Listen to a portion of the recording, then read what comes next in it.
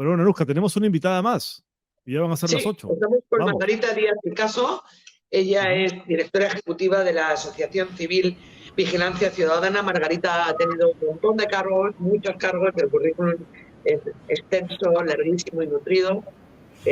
También en OPE, en todo tipo de organismos públicos, y está muy al tanto bueno, pues de los filtros que hay, de los filtros que no hay y que los partidos políticos aprovechan para colarse entre ellos. Muy buenas Buenas noches, noches. Margarita. Buenas noches, Anuska, buenas noches, Mauricio. Y bueno, hoy día es un día muy triste David, para América Latina. David, no Mauricio. David. Mauricio David. Gómez Por Fernandini favor. es otro que no tiene nada que ver, es un David. que está Nada preso. que ver Él con es David, Mauricio. tranquila. David. Bueno, David. hoy es un día triste para América Latina, ¿no? Con esto que ha sucedido, el asesinato del candidato ecuatoriano, la verdad que nos llena de tristeza. Y como bien dicen ustedes, nos hace mirarnos en el espejo de lo que podría pasarnos si es que no ponemos el freno a las organizaciones criminales que acechan la región, y que creo que esta es la muestra más palpable de lo que estamos caminando si no ponemos un alto, ¿no? Y lamentablemente los hermanos y hermanas de la República del Ecuador en este momento están sufriendo lo que ha sucedido, y nosotros con ellos también, ¿no? Ujú. Anuska. Bien. Creo que Anuska tiene problemas de conexión. Bueno, para explicarnos un poco el tema de los aportes que hace el propio Estado a los partidos políticos. De verdad que hoy ¿no? con el internet es para, Sí. no sé. ¿Nos escuchas, Anuska, ahí? No. No, creo que no le llega bien la señal. Bueno, Pero David, queremos que nos explique un poco los hallazgos de esta investigación sobre cómo están utilizando los partidos políticos en el Perú los fondos que reciben como parte del financiamiento público. Recordemos que, según la ley, todos los partidos reciben un financiamiento en proporción al número de votos que obtienen, ¿no? En el Congreso. Entonces, las bancadas más numerosas, por el solo hecho de haber tenido más votos, reciben más en comparación a los que tienen menos. Tenemos un cuadro en el que se puede ver la cantidad de dinero que han recibido las bancadas de acuerdo justamente al número de votos que han obtenido. Por favor, Ricardo.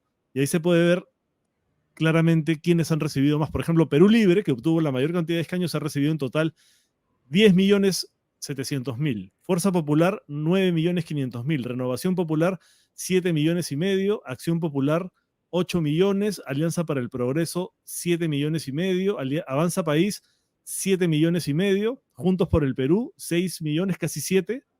Partido Democrático Somos Perú, 6 millones y medio. Podemos Perú, 6 millones y medio. Partido Morado, un poco más de 6 millones. En total han recibido 77 millones, casi 78 millones. Digamos que es una suma bastante importante. Y hay ciertas reglas que ellos tienen que cumplir. No pueden gastar ese dinero como les dé la gana. ¿Cómo lo están gastando, por favor, Margarita? Lo primero, David, hacer una pequeña precisión. Este es el monto estimado para los 5 años, de julio del 2021 a junio del 2020. O sea, no han recibido todavía ese monto total, han recibido una parte, ¿no? Claro, se recibe anualmente a razón de depósitos mensuales y por semestre. Por ejemplo, en el caso de algunos partidos, como Acción Popular, no ha recibido inicialmente estos recursos efectivamente porque habían algunos temas administrativos que tenía que superar el partido para poder recibir efectivamente el recurso, ¿no? Entonces, lo importante es decir que esto es lo que se tiene programado por los 5 años, David. Por los 5 ¿Ya? años. Ajá. Y efectivamente existen reglas para su uso. Ellos pueden utilizar hasta el 50% en gastos ordinarios, que implica personal, servicios, pueden contratar diferentes tipos de servicios destinados, por ejemplo, a que pueda operar el partido, pueden comprar equipamiento, pueden comprar inmuebles también, y pueden comprar automóviles, camionetas, lo que ellos necesiten para su operatividad, incluido gastos de alquiler, por ejemplo, para sus locales partidarios, ¿no? Y el otro 50% es para actividades de capacitación, difusión e investigación, porque este dinero está destinado al fortalecimiento institucional de los partidos, que tiene dos pilares. Por un lado es que puedan operar efectivamente, y por otro lado es que puedan formar cuadros, que puedan hacer investigaciones, por ejemplo, sobre los temas relevantes que ellos consideran para la política pública nacional, para efectos de su oferta programática, de lo que ofrecen a la ciudadanía como visión país. Lo que está estrictamente prohibido es que lo gasten en campaña, en actividades proselitistas, en actividades propias de la campaña, pero en todo lo demás lo deben de gastar. Así es, lo deben de gastar. Y además tienen que presentar, obviamente, toda la rendición de cuentas con los documentos sustentatorios de estos gastos y en algunos casos pensaríamos hasta inversión, ¿no es cierto?, en una mirada de futuro de política pública a nivel nacional. Y en esa revisión que han hecho ustedes sobre estas rendiciones que se publican además porque son públicas, ¿qué han encontrado? Mira, a ver, lamentablemente hemos encontrado que este mandato normativo y esta idea de que se fortalezcan los partidos con el financiamiento público no siempre es así. ¿Por qué? Porque hemos encontrado, por ejemplo, el caso de algunas empresas que se constituyen precisamente días antes del desembolso de los recursos. Entonces parece que se constituyen para contratar con los partidos, sino que tenían una expertise en el tema, ¿no? ¿Y cuánto facturan estas empresas? ¿Perdón? David. No, Dale, David. sí, Anuska. No, yo decía que las arman justamente para poder desviar el dinero hacia ahí y justificar que lo están usando según lo que la ley indica cuando son empresas que se armaron en el momento, que no tienen ninguna experiencia haciendo, por ejemplo, capacitaciones, ¿no? ¿Y de cuántos dinero estamos hablando aproximadamente que se utiliza con esos fondos y con esos fines, digo, y qué partidos lo hacen así? Mira, en general es una mala práctica en la que incurren varios partidos, por no decir la mayoría. Nosotros vamos a exponer el día sábado casos emblemáticos que hemos hallado sobre esta materia y te comento, por ejemplo, algunos temas así, digamos, a grosso modo, ¿no? Por ejemplo, tenemos el caso de las empresas que se constituyen recientemente e incluso de proveedores cuyos RUCs tienen alguna actividad diferente a la actividad que supuestamente tenían que haber tenido como actividad principal. Por ejemplo, alguna empresa de limpieza que aparece dando una capacitación, por ponerte un ejemplo, ¿no? O también alguna persona natural que parece ser que no tiene la experiencia en aquello para lo cual va a dictar una capacitación o algún tipo de servicio determinado. Encontramos personas que son procesadas también judicialmente por delitos, por ejemplo, contra la administración pública y que al tener cargos relevantes en los partidos reciben un pago mensual, por ejemplo, por honorarios. Se refiere a Perú Libre, ¿cierto? En Perú Libre, se refiere a Perú Libre. Así es, en el caso de Perú Libre, por ejemplo, ¿no? Entonces, tenemos también ese caso en Fuerza Popular, ¿no? Que es el caso de Figari, por ejemplo, y el caso de Sarmiento Juli en el caso de Perú Libre y también de Cerrón y otros, ¿no? Entonces, el punto aquí es... ¿Cuánto reciben, Margarita? ¿Cuánto, por ejemplo... bueno, una mensualidad sentenciado por corrupción, ¿ya? En algunos casos reciben entre 9.000 y 12.000, 14.000 soles mensuales, por ejemplo, porque hay varios casos, ¿no? Hay varios casos. ¿Y por qué conceptos, por ejemplo? O sea, claro, Vladimir Cerrón es secretario del partido, David, ¿no? Claro, por tener cargos en el partido, como Figari también, que era miembro del CEN, ¿no? En algunos casos por brindar capacitaciones, en otros casos porque son parte de la estructura partidaria y es como un salario a sus cuadros partidarios de primer nivel, por ejemplo, ¿no? Tenemos otro tema que también es importante destacar, que es en el caso de algunos candidatos que son contratados para algunos servicios. Entonces, aquí no podemos afirmarlo, pero habría que pensarlo con cuidado porque podría estarse dando una puerta giratoria, ¿no es cierto? Me contratan como candidata para brindar un servicio, pero yo también voy a hacer campaña porque voy a candidatear. Entonces, tener cuidado con las puertas giratorias de que evitemos cualquier tipo de simulación en el uso de estos recursos, ¿no? Y evidentemente el hecho de la selección de los proveedores es algo muy importante porque como en todo dinero público, este dinero, si bien ingresa a los partidos, sigue teniendo la misma fuente como origen, que es un dinero de todos y todas los peruanos, ¿no? Entonces, la forma en la que se debe asignar el uso del recurso tiene que ser prolija. Por decir, multiplicidad de postores, algunas condiciones para la contratación, que ahora el reglamento de la OMPE sí lo contempla. Ha habido una modificación el 9 de mayo, y ahora contempla algunos requisitos para mejorar esta asignación de recursos al momento de las contrataciones de mínimos de experiencia, por ejemplo, en el rubro a contratar. Pero todavía falta el tema de cómo asegurar realmente que se brinde el servicio, evitar la simulación en la contratación. Esto es algo fundamental, porque ¿tenemos realmente certeza que todas las actividades que se están reportando se han llevado a cabo? Eso ¿Y significa... por qué no se puede controlar eso si la OMPE tiene, además usted estuvo a cargo de esa, ¿cierto? O de una oficina que es encargada de fiscalizar. Lo que pasa es que cuando, yo recuerdo hace mucho tiempo haber hecho, cuando estábamos en Cuarto Poder, yo hice de Somos Perú, que era una vergüenza, cómo se gastaba el dinero. Por ejemplo, Daniel hizo de Fuerza Popular, Daniel Llovera, hemos hecho de varios partidos, ¿no? Entonces, pero también llegabas a OMPE y te decía, yo no puedo fiscalizar más de lo que fiscalizo. Tengo el reglamento, ahora usted dice que, digamos, establece más filtros, pero que sigue habiendo grandes lagunas, ¿no? Grandes huecos por donde se pueden meter. ¿Qué es lo que falta en el reglamento actual para que no siga pasando esto, ¿no? O sea, que es un cachondeo, quiero decir, ¿no? Es aberrante, ¿no? Que se les dé dinero, el dinero de todos, y que con eso compren casas. La pregunta es, si un partido político compra un edificio y luego el partido político desaparece, ¿quién se queda con el edificio? Por ejemplo. Debería revertir al Estado peruano. Pero no revierte, por regla. O sea, no hay nada que haga que eso revierta. Entonces, ¿en manos de quién se queda? ¿No? O otra pregunta, por ejemplo, Acción Popular o Perú Libre o cualquier bancada, ¿no? Porque creo que es el 40% de la financiación pública es igual para todos los partidos que ingresan al Congreso, y el restante, el 60%, depende del número de curules, ¿cierto? Si yo ingreso con 60 congresistas, pues me corresponde un monto muy diferente a si me quedo con 12. Y no hay... Eso le quería preguntar también. Que lo que estamos viendo ahora es que las bancadas se están dividiendo, pero el monto ya lo tienen asignado desde un comienzo. Eso no varía así la bancada, por ejemplo, en el caso de Perú Libre, que eran 36 al comienzo y ahora son 12, o Acción Popular, que eran 15 y ahora son 7. Eso permanece igual, ¿no? Porque yo me imagino que además, si hubiera alguna modificación, eso sería, digamos, un freno para que las bancadas se disolvieran, porque si no recibirían el dinero asignado al inicio de del periodo congresal. ¿Cómo funciona eso?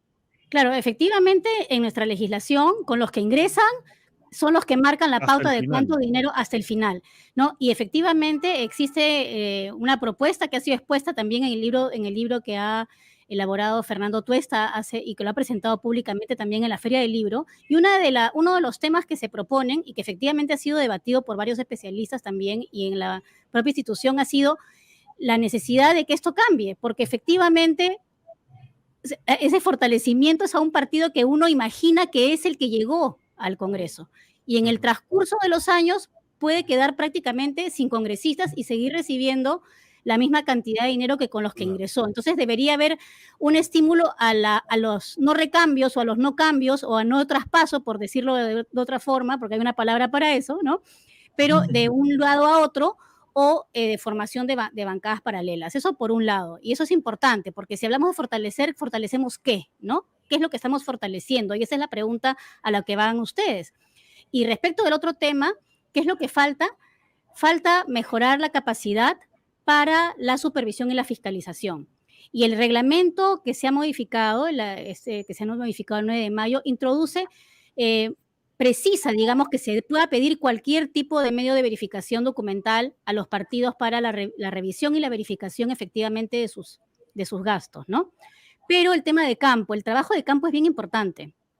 O sea, saber que realmente, ¿cómo puedo saber más allá del documento que efectivamente se están llevando a cabo las actividades, ¿no? Y para eso el registro de videos, el registro de fotografías es sumamente importante, más allá de solamente documentos clásicos como facturas y boletas. Entonces, estar exigiendo en la actualidad un cierto tiempo de experiencia para las contrataciones, como de 2 años, o en el caso de personal de 1 año, y hablar ya de multiplicidad de postores, creo que es un paso importante.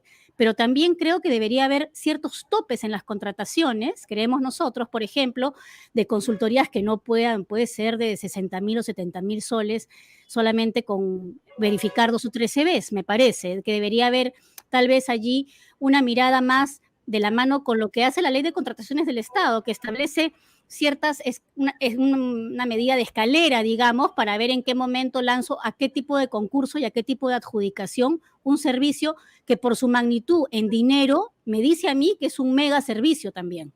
Y un mega servicio lo pueden prestar mega empresas o mega proveedores, no cualquier proveedor y cualquier empresa, ¿no? El tema de los topes es un tema fundamental. El tema de la puerta giratoria, como les digo, que no haya esto de que soy candidato y candidato. Hay que tener cuidado con esos tiempos que se cruzan y con las empresas que se crean exprofesamente para, que en principio ya no podrían entrar en este juego porque ahora la norma les exige un tiempo, ¿no? Y el hecho Margarita, ¿no? De que ex candidatos o ex congresistas de los partidos políticos sean asalariados perennes, ¿no sería también bueno poner una especie de tope? ¿Sabes qué? Por persona y por tanto puede un máximo de, no sé, 10.000 soles. O eso no sería bueno, no sería relevante establecer esos topes también. Usted habla de topes ¿no? Para las contrataciones, pero también algún filtro para que no seas juez y parte, ¿no? Para que no sea algo, ¿no? que se fagociten el dinero ellos mismos, ¿no? Que se lo traguen ellos mismos. ¿Cómo evitar eso?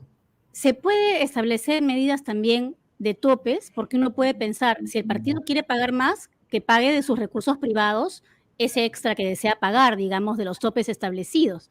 ¿No es cierto? Por un lado, ¿no? Y por otro lado, por ejemplo, distinguir bien el tema de capacitación y educación. Recordemos que anteriormente se han pagado maestrías, se han pagado ese tipo de estudios a personas que eran de las cúpulas de los partidos, ¿no? De los directivos de los partidos. Y una cosa es capacitación y otra cosa es educación. Nadie dice nadie está en contra de que los directivos tengan un buen nivel educativo y que se preparen. Pero la idea del fortalecimiento del partido es de todo el partido y eso implica también fortalecer la capacidad de la militancia, no solamente pensar en que sean los directivos y directivas de los partidos quienes tengan acceso a cierto tipo de formación. Y en el caso de lo que son maestrías, me parece que no deberían estar permitidas, sino capacitaciones ligadas a la actividad partidaria. Claro. A la actividad pero hay un problema, ¿no? Para terminar, Margarita, el problema es que ellos mismos tienen que aprobar sus propios filtros. ¿Eso tiene que aprobarlo el Congreso o quién aprueba estos filtros o estos controles? ¿Quién aprueba eso? Para el uso del recurso, el uso lo puede tranquilamente regular la OMPE. Pero, pero las prohibiciones y cierto tipo de y lo que es sanciones tiene que ser obviamente por ley. Las conductas punitivas tienen que ser dadas por la norma que se dicta en el Congreso. ¿Pero las prohibiciones también tienen que aprobarlas el Congreso o puede hacerlo la OMPE? Depende, cuando son prohibiciones de procedimiento, cuando son procedimentales propiamente dichas para la ejecución del recurso, las puede dar la OMPE. ¿No? Por eso este ordenamiento, por ejemplo, de que tengan ciertos años de experiencia. Esa es una norma que limita a otra serie de proveedores que no la tienen, pero es una norma operativa, digamos, para el desarrollo, para el uso del propio recurso, no sobre la génesis del uso, sino el uso del día a día, ¿no? Un tema que, por ejemplo, también es importante es que se pueda pensar en democratizar las decisiones respecto del uso del financiamiento público directo.